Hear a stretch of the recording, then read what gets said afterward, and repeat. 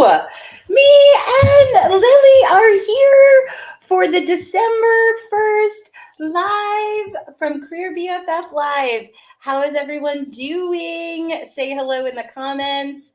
I look like a tired mama over here. Hi, everyone. Thank you, Timothy.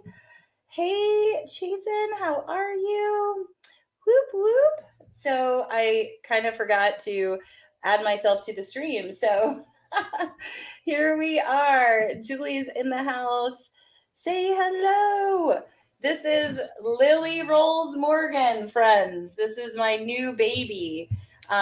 She's got her little dress on, and she is giving me lots of belly laughs. And here, you want to turn this way?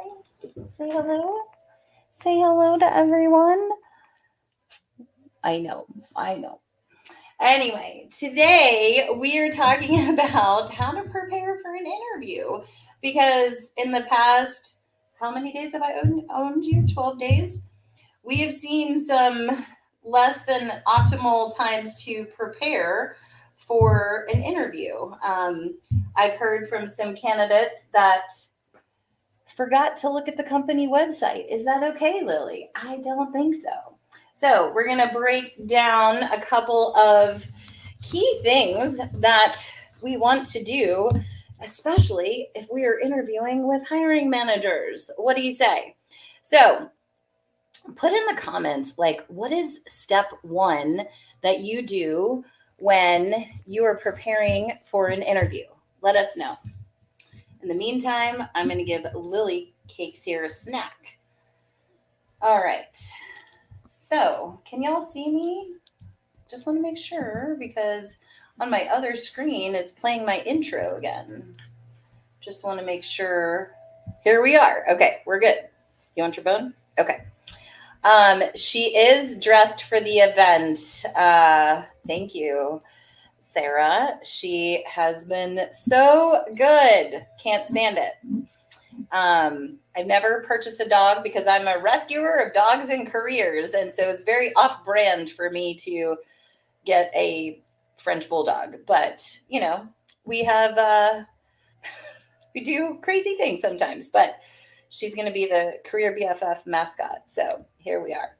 All right. So good to see you too. All right. So Julie says the research, the company, and the interviews. This is what I found shocking when I was talking to one of my candidates. She passed the screen with me. And so I put her in front of a team, a small panel of people. And one of the questions they asked is, have you looked at the website? And, she was honest and said no. I was like, oh. Obviously, I prep my candidates on doing certain things like visiting and getting familiar with the brand, and obviously visiting the website. But sometimes when we're interviewing, we're nervous and we have built-in forgetters. So obviously, step one is to research the company. I mean, it's really not that hard. Google is our friend, right? So the next thing, I see is really learn everything you can about the open position. Definitely study the job description. If you've been targeting the company and you have some relationships there, that you could do some informational interviews, either with people that work in the department or have worked for the company or currently work for the company, that can kind of give you that behind the curtain view is great. But you want to understand the job description. You want to understand, because I view a job description as a potential pain point. Like, why is the position open? Is it from a promotion? Is it from is it from a resignation? Is it a newly created position? And those, are super special. So you want to learn everything that you can, do your due diligence, and then get familiar. Like, how much do you understand the company's product or service? I have a client that I'm working with right now, and she was telling me about this awesome experience that she had with this bank in Canada and how easy they made it for her to get extra points and rewards and all these things. And she has like a fintech banking background. And I'm like, why don't you put them on your target list? And she was like, oh, of course, like I know a ton of people there, but she's connected to that brand and that product, and she's had a really good experience. So no doubt would she love working there. Now, as you know, a recruiter slash FBI agent, like I want to get as familiar as I can with the people that I'm speaking to. And if you don't have clarity on exactly who you're talking to and who the what their title is or what their role is or what their process is in the decision making kind of criteria, make sure you go back to your recruiter and say, like, is this so and so's title, and is this the key decision maker, or make sure that you understand the interview process, right? Then you want to make sure that you know what kind of interview is this going to be. Is it going to be just a one-on-one virtual Teams interview? Is it going to be a panel interview? Are you eventually going to have to come into the office at any point? Are you interviewing with potentially thinking about relocating? So you want to know the steps in the process, and really plan accordingly. So let's see. What do you see here? Yes, research and see if they align with your personal brand. 100%. And that really goes back to us doing the internal work, because it's the internal work that actually sells the resume and elevates the confidence in the interviews. But doing this kind of research and preparing accurately will also complement the confidence, the vibe, the energy, how you're showing up in front of those people. I'm obsessed, y'all. Okay.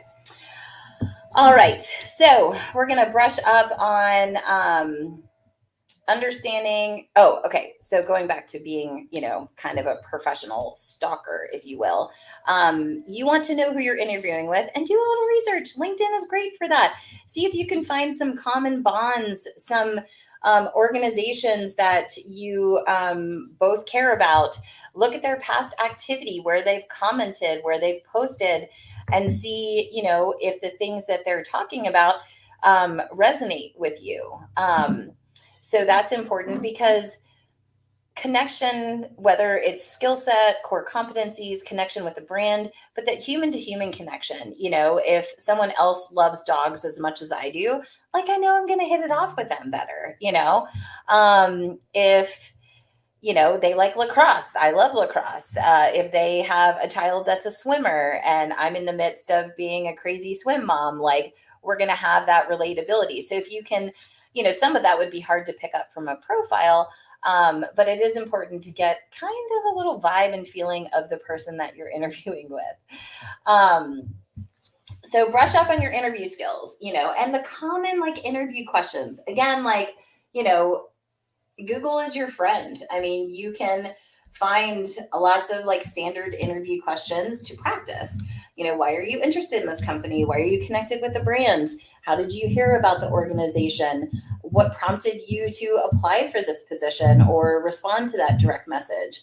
And then just be ready to tell the interviewer about yourself.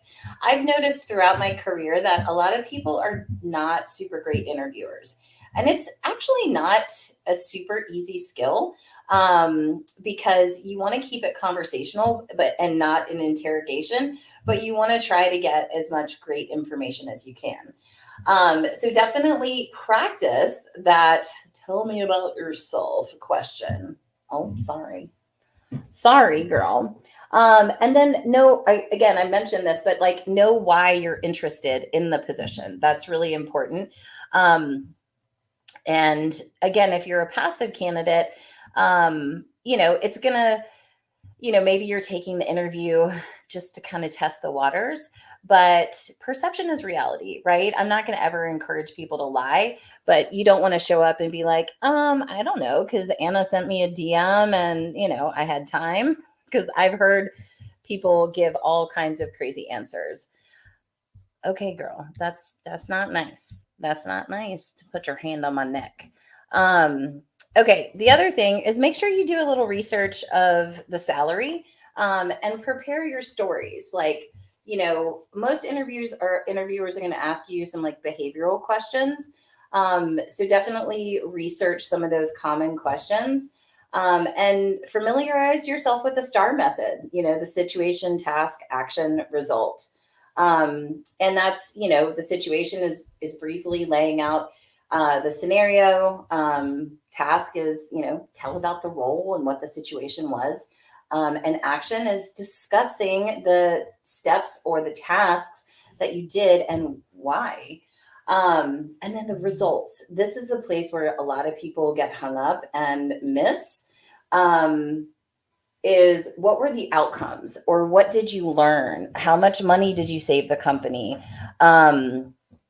So it depends on the type of position that you're interviewing for, but the STAR or PAR method is definitely, a great skill to have. And then this is another thing I ran into with 2 interviews I did this week for positions that required like numbers of leases or numbers of property, or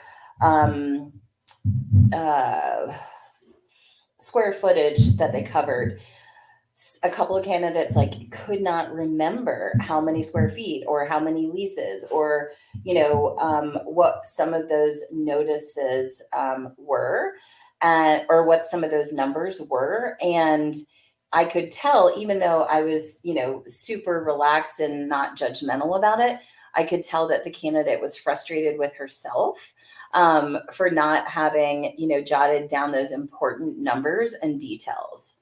Do you recommend a site for searching salaries? Yeah, Candice, yeah, send me a direct message and I'll send you a couple links.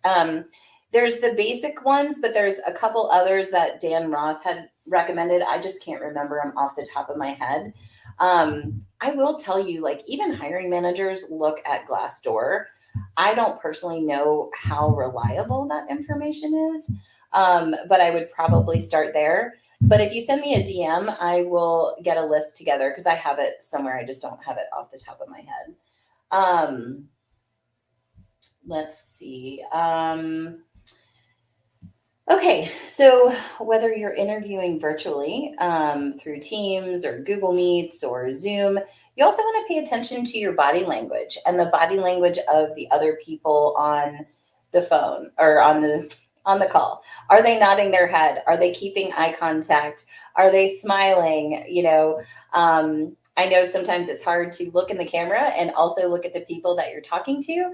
But if you're in person, which there are more companies moving back towards in-person interviews, pay attention to that body language because it is important.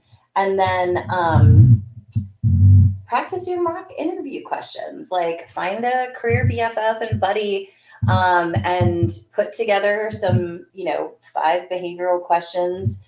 Practice your tell me about yourself, why you're interested in the company, why you're connected with the brand. Have those things just nailed down and practice it. And make sure that you know your resume. A lot of people over customize their resumes for certain positions. And then when they get in the interview, they're like, which bullet point was that? What did it say? And that's obviously not an awesome look. So you want to make sure that, you have those familiar interview questions nailed down. And it's always best to practice them audibly, because as much as we think we might know them in our head, practicing them with someone else and speaking those stories helps them like land in our bodies so much better than just doing it in our own head. Okay. So the other thing is have questions to ask at the end of the interview. On my website, and I think somewhere in my profile, I have 35 smart questions to ask after an interview. If you want a copy of that, I will send it to you. But here's an easy kind of formula. I recommend that you have 3 questions for like the main person that you're interviewing with that are about them. What attracted them to the company? What are they most proud of the time that they've been with the organization? how do they see them partnering with this position the most, right? So 3 positions, like 3 questions about the person, and then 3 positions about the company, right? What are some of the, what are some of the additional service projects that they're doing to support the community? When is the last, team outing that your team had, and what was the celebration or reason for that? Um, in regards to the company, what are you most proud of to have to be a part of this organization? Keep them like open-ended questions is really smart. And then the third category is about the job description themselves, or about the team or the department. So a question might be like, what is the common thread of the rock stars on your team, and what makes them successful? You could ask, what would be the greatest priority of projects in the first 30, 60, 90 days? How do you measure success in this position? What does your onboarding and training process look like for new hires? So those are some other questions that I would recommend. So 1 question, 3 questions for the individual person. So if you're doing a one-on-one, 3 questions for about the company, and then 3 questions about the job description. And plan to be caught off guard during the interview. And just remember, we all put our pants on the same way. We're all people. So don't sweat it if you get caught off guard. And then don't be able to, afraid to sell yourself at the end of the interview. So she says, Glassdoor hasn't been helpful, and I've been seeing broad ranges across orgs and industry when I speak with recruiters. I think we're seeing with all these layoffs that we've had, potentially organizations using this as a way to recalibrate comps. So, for example, I had a friend who, say, for example, is making 150K, and she wasn't planning on leaving, and someone reached out to her for a similar but elevated position, and it was 100K more than what she was currently making. Almost too good to be true, but you are going to be seeing some bigger pay disparities depending on the industry and how well they're doing, with everything that's going on in the economy. And if recruiters are not willing to talk to you about comp, I feel like that is difficult, because if they expect you to go through the interview process and jump through hoops to meet with their hiring managers, then I think you've earned the right to understand what their pay bands or their pay range is. Or you have the right to communicate based on where you are and what you know of the job description at that moment, that your range would be 80 to 120 plus bonus, depending, So anyway, there's a lot of moving parts in that process. So preparing for interviews is there's a lot in it. And I know a lot of job seekers will sometimes over prepare, and that can almost be detrimental as well. But the key is to have a solid understanding of the organization, of the product or service, and a little bit of the vibe of the culture and the people that you're talking to, and really understanding how you can sell yourself into the core, responsibilities and qualities that they're looking for in the job description. So I don't know where I heard this, but this is what I advise my clients to do too, is if you have a job description in front of each bullet point of the essential job functions, tell me about a time you did blah, blah, blah, blah, blah job description of the first bullet point. And so that's an easy way to start building those stories of how you trained a whole team on, sales 101, or how you improved the shipping and logistics process. So that's something to think about as well. And the other thing to remember is that, people that are interviewing, they're not the end all be all, and they will give people grace. Like my candidate that didn't look at the website. She made up for it in so many other places that she was put through to the next interviewer. Another thing that has been coming up is interview attire. So, we have enjoyed working in yoga pants and being a little bit more casual. But I had a young gal show up kind of in a pretty like casual sweatshirt, hoodie kind of situation for a first interview. And while the decision makers are not, super uh, picky about that, it just kind of caught them off guard. So I think they still pay attention to that. At least it was a point of feedback that was given to me. And then, I had to kind of triage that on behalf of the candidate. And it was a good reminder to, say, hey, like best practice is to try to look appropriate and professional, right?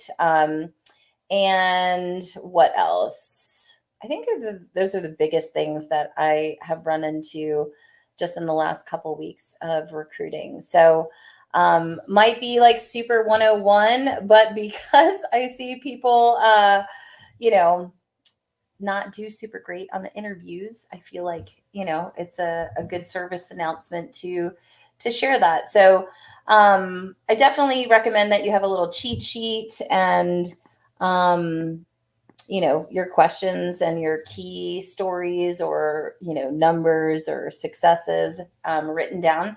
And then make sure you get a good night's sleep and you eat a snack or a decent breakfast, and don't over caffeinate before the interview because then you'll really ramble.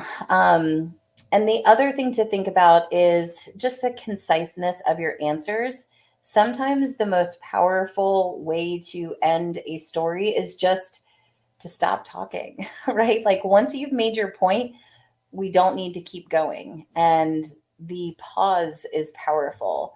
Um, Sometimes I struggle with that. So if you get nervous before interviews, you can do some positive affirmations in the mirror. You can pick up the phone and call a friend to kind of shake out those nerves. You can do some box breathing, which is inhale for 4, hold for 4, exhale for 4, hold for 4. Keep kind of doing that. And that kind of helps quiet and soothe the nervous system. So, all right, it is 12:24. Lily Cakes is fast asleep.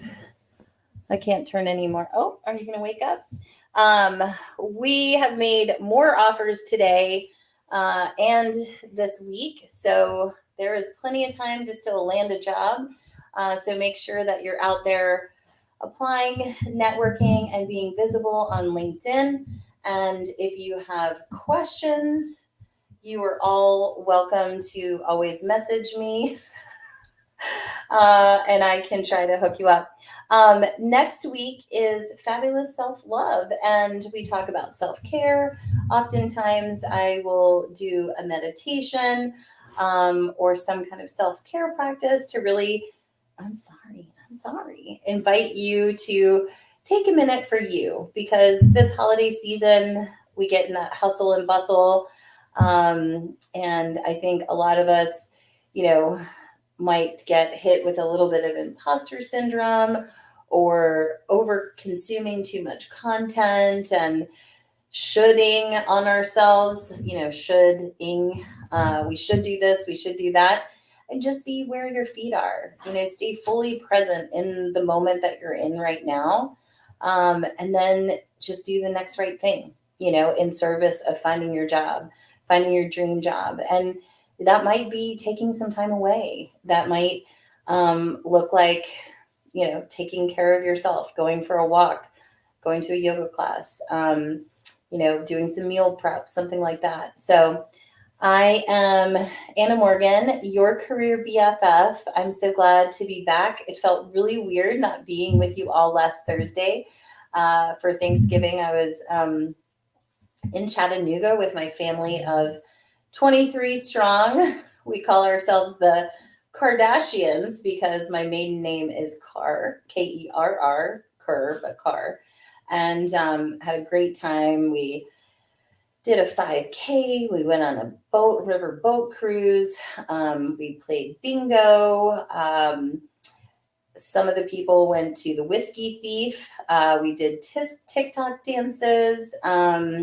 We played Uno. It was just a really great time. So I hope you all had a great Thanksgiving, and I will be back next week.